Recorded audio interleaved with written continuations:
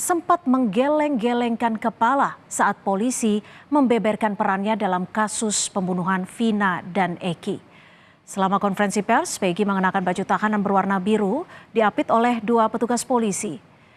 Peggy sempat menggeleng-gelengkan kepala saat Kabid Humas Polda Jawa Barat, Kombes Jules Abraham Abbas mengungkapkan perannya dalam kasus pembunuhan Vina di Cirebon.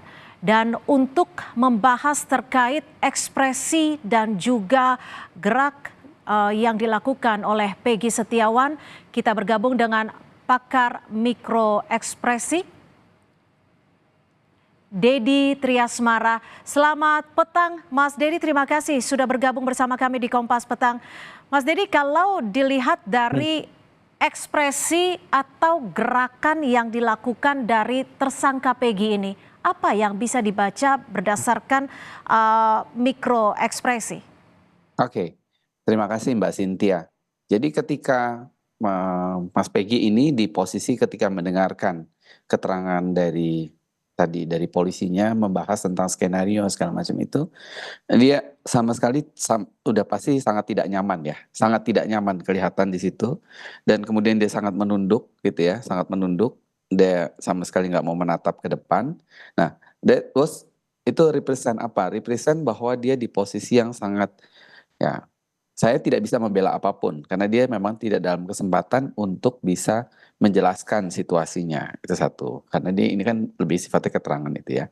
Terus kemudian ketika dia kemudian banyak menarik nafas gitu ya, itu tekanannya, pressure-nya pasti berat banget. Setiap orang yang dihadapkan pada suatu posisi seperti itu pasti punya tekanan yang begitu besar. Kira-kira gitu Mbak. Kalau dilihat dari gerakan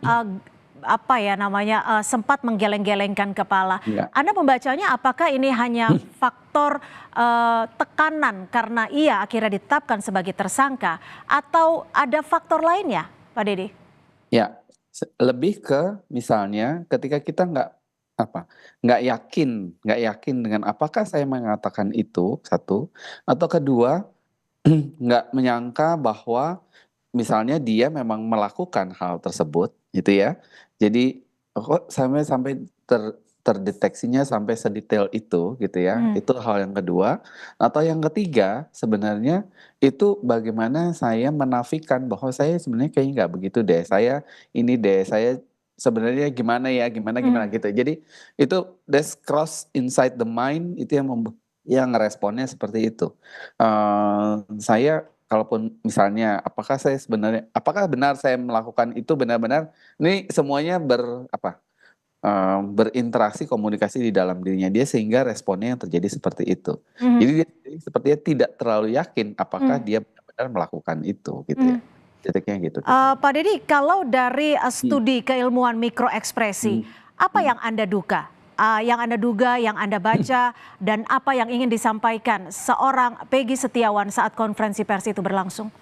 Satu, yang pertama dari sikap tubuhnya, walaupun dia posisinya memang tangannya di belakangnya, posisi menunduk itu menunjukkan bahwa kalau dia memang merasa dia totally tidak mau merasa disalahkan gitu kan ya, atau orang yang merasa dirinya pun sangat bersalah, dia pasti tidak akan berani ngadepin orang yang ada di hadapannya gitu ya. Di sisi lain kalau kita juga ada ketemu sama case ada orang yang berani menatap ke depan nantangin gitu ya. Nah ini kan dia posisinya tidak bisa melawan gitu, itu yang satu. Yang kedua, karena dia udah di posisi udah di belakang itu. Yang kedua, kemudian ketika dijelaskan kronologis kejadiannya, itu kan semua seperti berurutan gitu. Nah, detail-detail itu yang kemudian membuat dia semakin berpikir bahwa kalau secara ini ya, analisanya dia semakin berpikir, ngelihat lagi, nge-refer lagi, benar nggak ini kejadiannya? Ini gini lagi nggak ini? Jadi dia lagi nge-recall semua apa yang dia rasakan itu untuk memvalidasi apakah yang benar-benar dia alami itu memang kejadiannya seperti yang diungkapkan itu. Gitu sih, Mbak. Pak Dodi, ini kan di momen yang sama usai konferensi pers berlangsung, Peggy Setiawan juga langsung membantah kepada wartawan. Ia menyempatkan diri untuk menyebut bahwa dirinya bukanlah pelaku dari kejahatan pembunuhan 8 tahun lalu. Apakah ini menurut keilmuan Anda, apakah ini bisa mengartikan bahwa ini jawaban dari ekspresi yang ia berikan saat konferensi pers?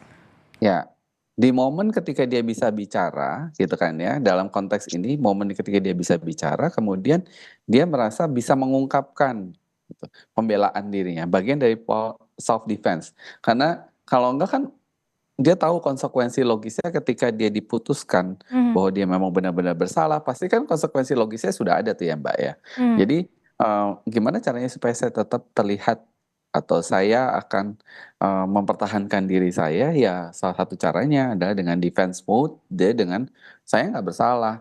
Dengan tanpa menyampaikan kalau istilahnya, apa, kenapa dia nggak bersalahnya, di titik mananya. Nah, itu yang kemudian dia perlu sampaikan detail-detail itunya sih, kira-kira Oke. gitu, Mbak. Pak Dodi, ini kan, momen yang sama ini juga, tapi di sisi lain, kita Mhm lihat bahwa saat, tersangka Pegi Setiawan mhm menggeleng-gelengkan kepala, mhm ada pula momen, petugas kepolisian yang berada di, sebelahnya berupaya mhm. untuk, terlihat dalam tanda kutip yang ditangkap adalah menenangkan dengan cara merangkul. Apakah ini, memang upaya untuk menenangkan atau ada apa yang bisa Anda baca?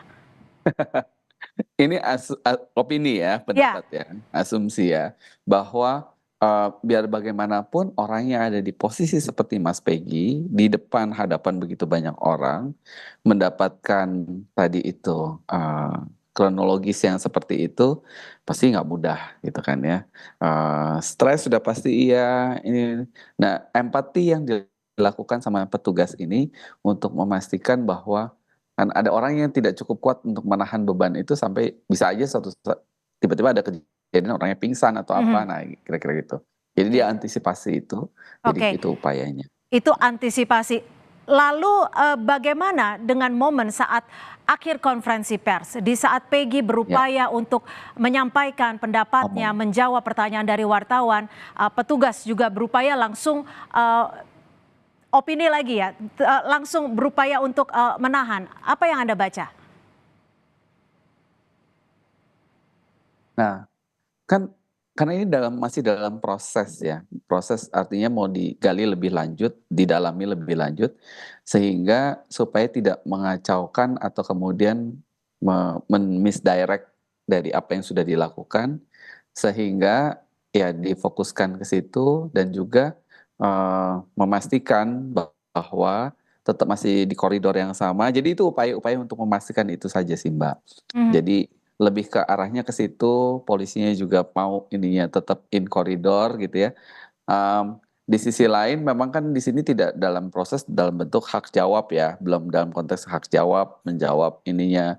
Nah, di situ titiknya kemudian yang perlu menjadi perhatian, ada momen untuk, siapa, mengklarifikasi mengklarifikasi biasanya terjadi di pengadilan atau di mmm, mana gitu ya. ya. Tapi ini kan lagi konferensi pers, ya bisa jadi ini momen yang tidak terlalu tepat untuk memberikan kesempatan orang untuk menyampaikan itu sih, Mhm. lebih ke Pak arah Dodi, itu. di sisi lain ada pula yang menyebut bahwa ini hanyalah sekedar, ekspresi ketika Mhm, seseorang berada di dalam tekanan sehingga menimbulkan, ketegangan syaraf. Apakah ya. bisa dilihat dari keilmuan Anda seperti itu?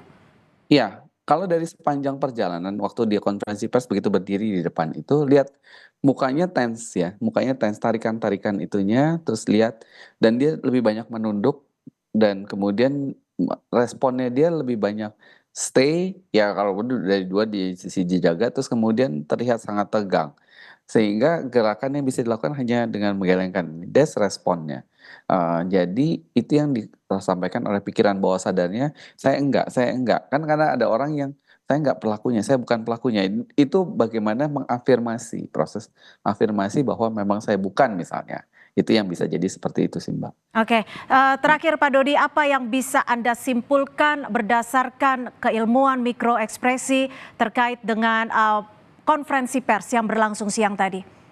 Ya, kalau dari sisi ini bagaimana perilaku yang bersangkutan, respon wajah yang bersangkutan ketika berada dalam situasi itu, siapapun yang ada di posisinya Mas Peggy gitu ya, pasti akan mengalami tekanan yang begitu besar. Sehingga responnya, apakah itu memang sudah jadi sebuah keputusan dalam hal ini, kan ada proses sidik berikutnya ya. Jadi prosesnya itu yang kemudian perlu benar-benar dipastikan, dan dia juga kalau misalnya memang di posisi yang benar-benar tidak dalam posisi sebagai pelakunya, maka dia juga harus perlu membuktikan. Sepanjang tapi kemudian mengarahnya itu sudah dijelaskan secara runut dengan data dan fakta yang ada, nah ini yang dan adanya barang bukti, dan ini rasa-rasanya itu akan menjadi validasi saja untuk memvalidasi bahwa prosesnya sudah sampai di titik akhir. Kira-kira itu Mbak, dan istilahnya selamat melanjutkan prosesnya, semoga ini Ya, menjadi yang mendapatkan hasil yang terbaik, kira-kira gitu Mbak. baik. Terima kasih Pak Dodi Triasumara, pakar mikro ekspresi sudah memberikan Ya. perspektifnya di Kompas Petang sore hari ini. Selamat sore.